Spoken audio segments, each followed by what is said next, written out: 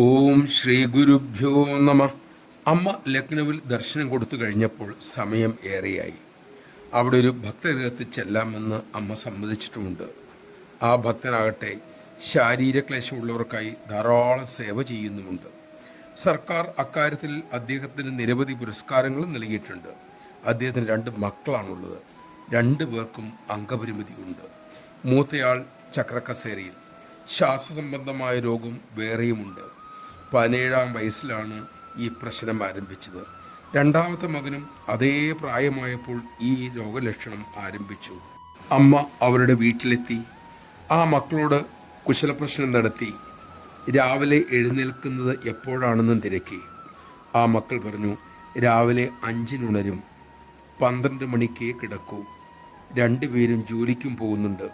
ശാരീരിക പരിമിതികളും രോഗങ്ങളും അലട്ടുമ്പോഴും അവർ കഠിനമായി അധ്വാനിക്കുന്നു. മാനസികമായ അച്ചടക്കം പാലിക്കുന്നു. അമ്മ അവരെ അനുഗ്രഹിച്ചിട്ട് മടങ്ങി. നമഃശിവായ. ഭാഗവതത്തിൽ മുരുകുന്ദൻ ഭഗവാനോട് പ്രാർത്ഥിക്കുന്നുണ്ട്. അവയവപൂർണമായ ശരീരം കിട്ടിയിട്ടും സാഹചര്യങ്ങൾ അനുകൂലമായിട്ടും ഞാൻ സമയം പാഴാക്കുന്നുവല്ലോ. ഈശ്വരൻ അപാര കൃപയാൽ നമുക്കേകിയ സൗഭാഗ്യങ്ങളെ, സാഹചര്യങ്ങളെ ശരിയായി വിനിയോഗിക്കാൻ നമുക്ക് സാധിക്കട്ടെ. അതിനുള്ള ശക്തിക്കായി നമുക്ക് അമ്മയോട് തന്നെ പ്രാർത്ഥിക്കാം.